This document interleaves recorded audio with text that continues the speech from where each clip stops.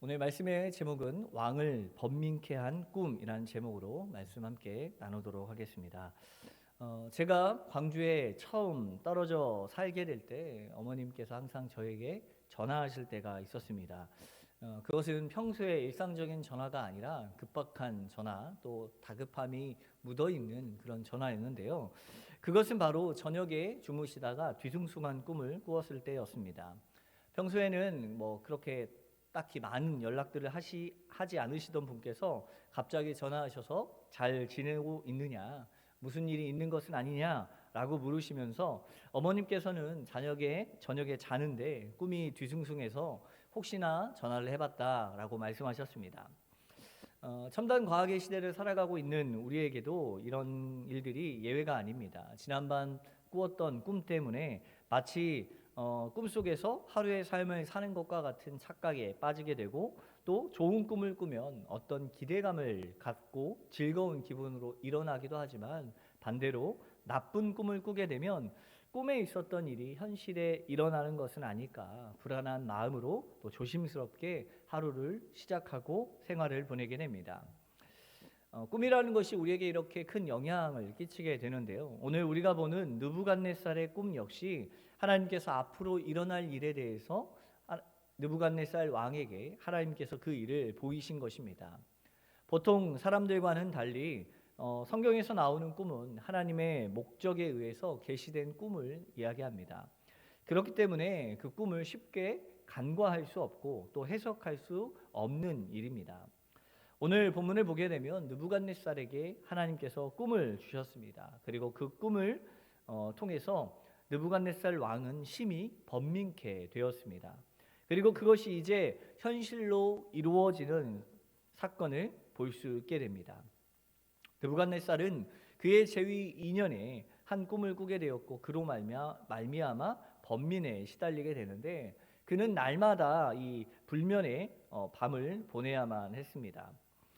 그는 자기가 꾼 꿈의 내용조차도 바르게 기억하지 못하고 있었던 것 같아 보이는데요. 그렇지만 그가 매일같이 꾸었던 그 꿈이 아주 불길한 일에 대한 징조임을 알 수 있었습니다. 그러다 보니 매일 잠을 제대로 잘 수 없는 지경에 이르게 되었고, 그로 말미암아 그는 거의 광인처럼 변할 수밖에 없었습니다. 어려움 가운데 있었던 느부갓네살 왕은 이 박수와 술객과 점쟁이들 또 술사들을 불러 모았고, 그들에게 내가 꾼 꿈에 대해서 그 꿈의 내용을 해석하라라는 말을 하게 됩니다. 물론 꿈의 내용을 해석하는 것이 그렇게 어렵지 않은 일일 수도 있습니다. 그 꿈의 내용을 알고 있다는 전제에서 말입니다. 그 꿈의 내용을 가르쳐주고 그 꿈에 대한 내용이 무엇을 뜻할 것인가, 이 박수와 술객과 점쟁이와 또 술사들에게 이렇게 이야기를 했다면 큰 문제가 되지 않았겠죠. 그런데 느부갓네살 왕은 이 모여있는 모든 이들에게 자신이 그저 한 꿈을 꾸었다, 그리고 내가 꾼 꿈을 너희가 해석해내라 라고 말하고 있었던 거죠. 그러면서 내가 꾼 꿈에 대해서 너희가 만약에 해석을 하게 되면 아주 큰 상을 베풀겠지만, 꿈의 내용과 그 해석을 말하지 아니하면 너희들을 쪼개 죽이고 그들의 집을 멸하겠다라고 선포하게 됩니다. 이러한 상황을 통해 짐작할 수 있는 것은 느부갓네살 왕의 심리 상태가 썩 좋지 않았다라는 거죠. 건강한 마음을 품지 못하고 있었습니다. 그는 자신이 꾼 꿈도 기억하지 못하고 있었고, 그냥 불길한 마음만을 가지고 있었습니다. 따라서 그 꿈에 대해서 그냥 대수롭지 않게 넘길 수도 있었을 것입니다. 그럼에도 그는 자신이 꾸었던 그 꿈을 가지고 민감하게 반응하면서 애꿎은 신하들을 향하여서 그 분을 표출하고 있는 것입니다.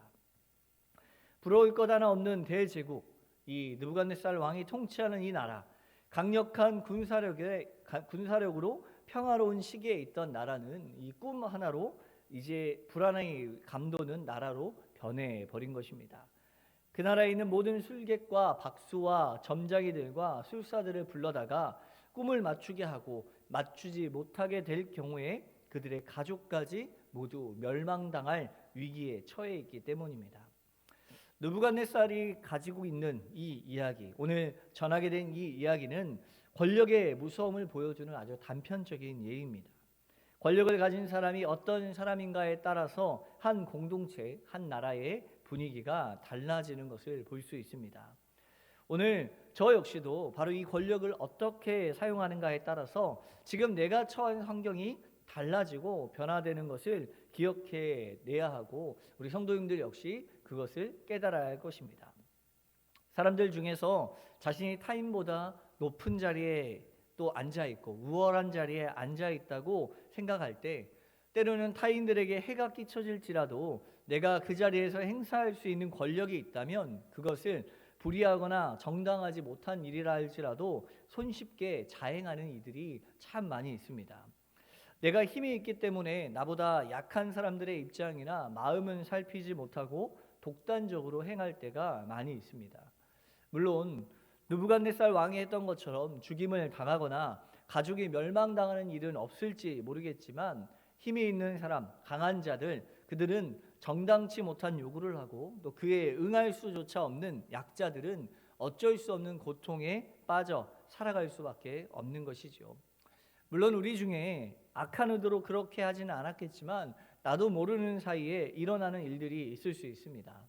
직장 상사와 부하 직원 사이의 관계, 또 상급자와 고용자와의 관계, 심지어 가족 구성원들 중에 부모와 자녀, 또 남편과 아내, 형제와 자매 사이에 벌어지는 일들 속에서, 또 우리가 교회라는 믿음의 공동체라는 이름으로 모여지는 하나님의 교회 안에서도 나도 모르게 일어나는 일들이 참 많이 있습니다.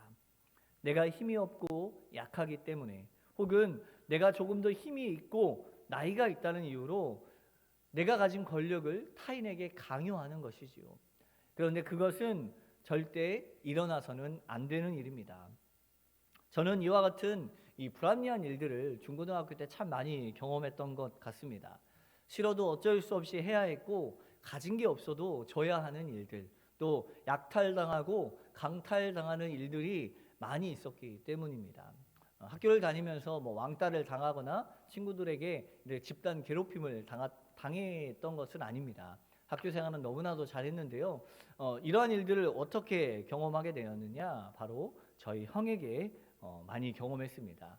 형은 저보다 나이가 많고 힘이 세다는 이유로 제가 가지고 있었던 모든 것들을, 모든 것이라고 표현하면 너무 많겠지만 제가 가지고 있었던 것들을 반강제로 뺏어갔던 일들이 참 많았죠. 그래서 학창 시절에 참 억울함을 많이 경험했었는데요.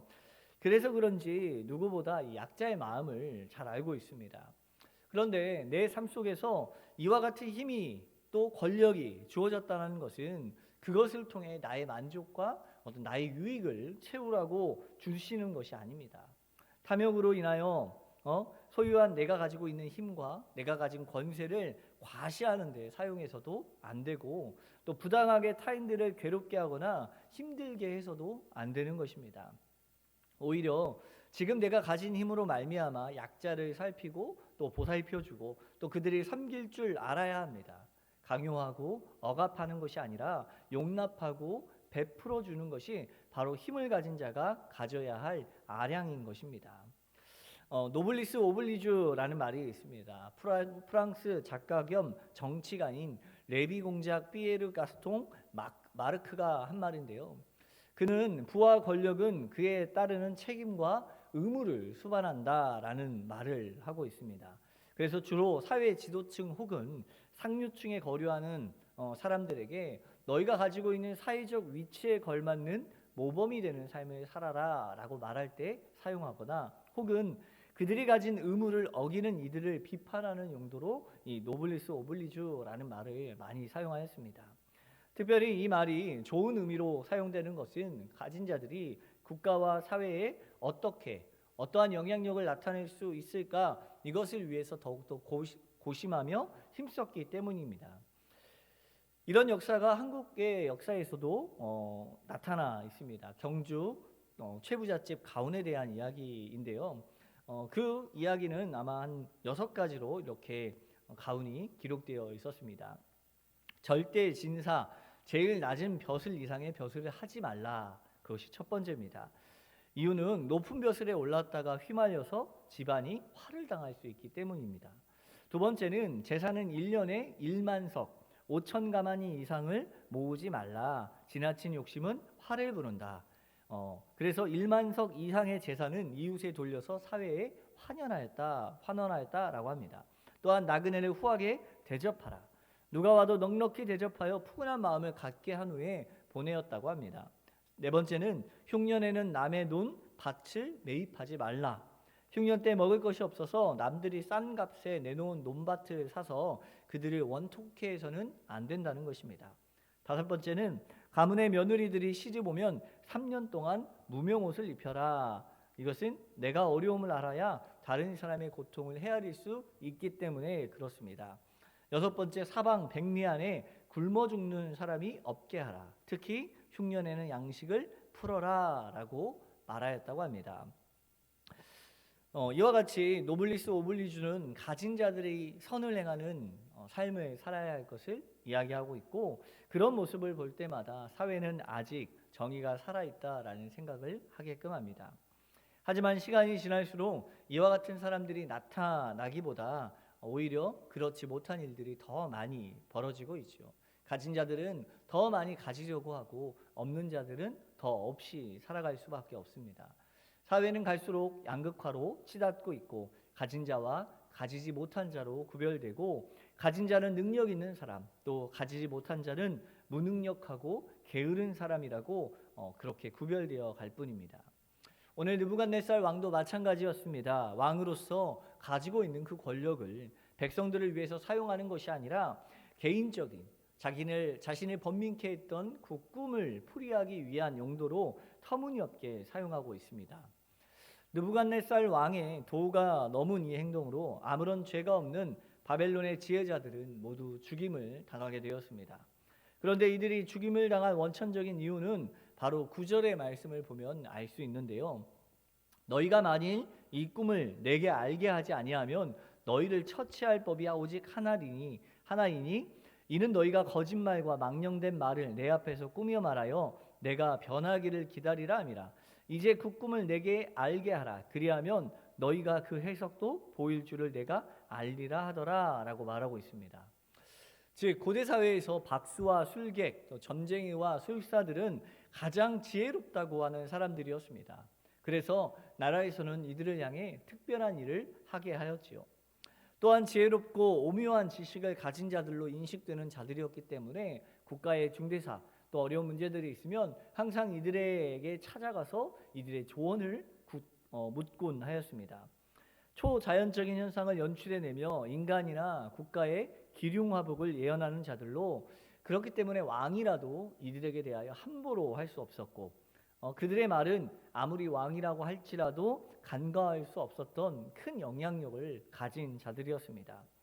그런데 바로 그처럼 이 지혜로운 자들, 뛰어난 학문을 지닌 자들, 깊고 오묘한 지식을 가지고 신비한 일들을 행하며 자연력을 해석하는 자들이 왕이 꾼 꿈을 알아내지 못하고 해석하지도 못한다는 사실에 대해서 왕은 그들이 거짓을 구하는 자들이다라고 단정하고 있는 것입니다.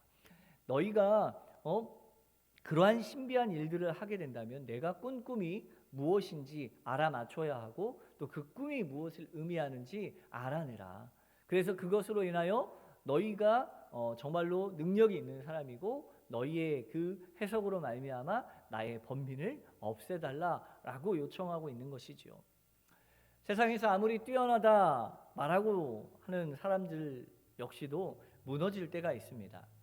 우리 속담에 뛰는 놈 위에 나는 놈 있다라는 말이 있지 않습니까? 이 말에 더하면 나는 사람 위에 올라타는 사람이 있고 올라타는 사람 위에 운 좋은 사람이 있다라는 말이 있습니다. 사람은 자기가 아무리 잘났다라고 할지라도 분명한 사실은 그 사람보다 더 뛰어난 사람은 있기 마련이고, 아무리 잘난 사람이라 하더라도 내가 부러워하는 사람이 분명히 존재할 수밖에 없습니다. 아무리 국가에서 힘이 있고 능력이 있던 박수와 술객, 또 점쟁이와 술사라고 할지라도 그 위대함은 영원하지 않았던 것입니다. 하나님께서 지켜주시지 않는다면 지금 내가 가지고 있는 힘도 마찬가지입니다. 느부갓네살 왕이 말했던 그런 말이 통하지 않는 모습을 통해서 술객과 박수와 점쟁이와 술사들은 모두 그들이 가지고 있었던 지지권과 힘들을 다 놓쳐버릴 밖에 없었고, 그들은 모두 죽임을 당할 수밖에 없었던 것입니다. 그들은 그들이 가지고 있는 것들이 전부이고 그들이 어떤 힘과 능력을 가지고 있는 것이라고 여겨졌지만 설상 그들은 아무것도 할 수 없었습니다. 그렇기 때문에 오늘 우리는 우리가 가지고 있는 힘에 대해서, 내가 가지고 있는 능력에 대해서, 내가 가지고 있는 상황과 내가 가지고 있는 여러 모든 것들에 대해서 무엇이 참된 길이고 무엇이 진리인가를 깨달아야 합니다. 오늘 내 삶의 주인이 누구인가를 바로 기억해야 합니다. 다니엘은 술객과 박수와 점쟁이와 술사들을 모조리 죽이라는 느부갓네살 왕의 명령에 이제 오늘 본문 이후 14절 이후의 말씀을 보게 되면 그들에게도 역시 똑같은 목숨의 위기가 찾아오게 되었습니다. 그런데 그들은 그 일에 있어서 침착하게 아주 잘 대처하고 있는 것을 보게 됩니다. 가장 먼저는 자신들을 죽이러 온 근위대장 아리옥을 명철하고 슬기로운 말로 증정시킨 이후에 시간을 주면 왕의 꿈의 내용과 그 꿈의 해석을 가르쳐 드리겠다라고 이야기합니다. 그래서 그가 가장 먼저 한 일은 무엇인가? 첫 번째는 문제 앞에 두려움 없이 당당하게 반응한 것입니다. 근위대장 아리옥이 다니엘을 죽이려고 왔을 때 다니엘은 그에게 이렇게 말합니다. 왕의 명령이 어찌 그리 급하냐라고 당당하게 아리옥을 향하여 대답하게 됩니다. 그리고 두 번째로 취한 행동은 가장 신뢰할 만한 사람, 그러한 사람들을 만나서 그들과 함께 기도하였습니다. 무엇이냐? 바로 하나냐와 미사엘과 아사랴, 즉 사드락과 메삭과 아벳느고를 만나서 내가 오늘 처한 일들을 나누고 그 일들을 위해서 그 왕의 꿈에 대한 해석을 위해 함께 기도하는 시간을 가졌습니다. 마지막으로 다니엘은 그가 기도한 것은 하나님께서 반드시 이루신다라는 확신을 가지고 하나님의 영광을 선포하며 나갔습니다. 이와 같이 다니엘이 취한 행동과 그가 결정했던 삶의 모습들은 오늘 우리의 삶을 어지럽게 하는 문제들과 상황들, 또한 내가 지금 처해 있는 풀지 못할 어려움 가운데 어떻게 나아가야 할지를 가르쳐 주는 것입니다. 여러분, 세상의 도전 앞에 두려워하지 않는다는 것은 하나님을 신뢰한다는 믿음의 표현입니다. 하나님과 온전한 신뢰관계가 없이는 배짱도 여유도 가질 수가 없습니다. 또한 하나님과의 관계가 바로 서지 못한다면 기도할 수도 없습니다. 하나님 안에 있을 때, 하나님과의 관계가 바로 서 있을 때 오늘 우리 삶에 두려움도 없고 세상 앞에 당당하게 설 수 있는 것입니다. 동물들의 세계를 보게 되면 사자나 호랑이, 이러한 맹수들은 사냥을 하고 밥을 먹을 때 아주 여유롭게 그것을 즐기며 먹는 모습을 볼 수 있습니다. 그러나 초식 동물들을 보면 어떻습니까? 작은 토끼나 사슴 같은 동물들은 풀을 뜯어 먹으면서도 수시로 좌우를 살피면서 늘 불안해 보이는 모습을 취합니다. 왜 그렇습니까? 그것은 바로 그들이 약해서입니다. 반대로 맹수의 여유와 배짱은 어디서 등장하겠습니까? 바로 강하기 때문이죠. 오늘 우리는 내 힘과 내 능력이 있기 때문에 강한 것이 아닙니다. 우리 뒤에, 나와 함께 하시는 분이 바로 여호와 하나님이시기 때문에 힘을 얻어 살아갈 수 있는 것입니다. 우리가 잘 아는 미국 16대 대통령 아브라함 링컨은 9번 선거에 출마하여 떨어진 것으로 아주 유명합니다. 그는 선거에 떨어질 때마다 이발소에 가서 머리를 깎고 수염을 밀고 웃으면서 돌아다녔다고 합니다. 사람들이 이상해서 왜 그렇게 다닙니까? 라고 물으면 여호와는 나의 목자시니 내가 부족함이 없습니다. 오늘은 실패했지만 내일은 더 좋은 것을 예비하실 줄로 믿습니다. 라고 대답했다고 합니다. 믿음은 어제보다 더 나은 오늘을 살고 오늘보다 더 나은 내일을 허락하실 것을 믿고 살아가는 마음입니다. 바로 이와 같은 믿음이 있을 때 다니엘과 같이 믿음의 선택을 앞에 두고 있을 때 우리가 고민하지 않고 기도하며 그 일을 감당해낼 수 있게 되는 것입니다. 기도한 모든 일은 하나님께서 이루어 주실 것을 신뢰함으로 당당하게 선포하며 나아가길 축복합니다. 술객과 점술사와 방백들은 느부갓네살 왕의 꿈을 해석하지 못하였지만 그들은 하나님을 의지하지 않고 자신들의 힘을 의지함으로써 자신 앞에 있는 문제와 어려움들을 이겨나갈 수 없었지만 다니엘은 뜻을 정하여 하나님 앞에 엎드리고 기도함으로써 문제 앞에 정직하게 하나님 앞에 묻기를 구하였고 시간과 함께 기도할 동역자들을 불러 기도하며 문제를 헤쳐나가기를 원하였습니다. 오늘 우리에게도 마찬가지입니다. 하나님께서 오늘 풍암 전원교회 가운데 분명한 건 우리에게 많은 문제와 어려움 또 선한 일들을 계획하셨을 것입니다. 그런데 문제로 인하여서 어려움 가운데 좌절하기보다 오늘 다니엘이 그랬던 것과 같이 하나님 앞에 기도하는 일로 또 기도하는 동역자들과 함께 이 모든 문제들을 이겨나갈 수 있는 변화의 출발점이 되었으면 좋겠습니다. 세상은 혼란과 우리를 번민케 하는 수없이 많은 일들이 있지만 하나님 안에 있을 때 그 모든 문제의 해결이 오늘 우리에게 있음을 신뢰하며 말씀 가운데 힘을 얻어 나아가는 저와 우리 모든 성도님들의 삶이 되길 축복합니다. 기도하겠습니다. 하나님 아버지 감사합니다. 오늘 살아가는 우리에게 주의 말씀이 가득히 임하게 하여 주시고 세상 가운데 우리를 번민케 하는 모든 일들이 있다 할지라도 그것에 흔들리지 않고 하나님만을 바라보며 나아가는 저희가 되게 하여 주시옵소서. 다니엘이 어려움 가운데 하나님 앞에 기도하며 나아갔던 것처럼 우리의 모든 문제를 주 앞에 내려놓고 나아갔던 것처럼 오늘 우리 역시도 하나님 앞에 기도하며 또 기도의 동역자들로 인하여 함께 모여 주 앞에 나아갈 수 있는 저희들 되게 하여 주시옵소서. 감사드립니다. 사랑 많으신 예수님의 이름으로 기도합니다. 아멘.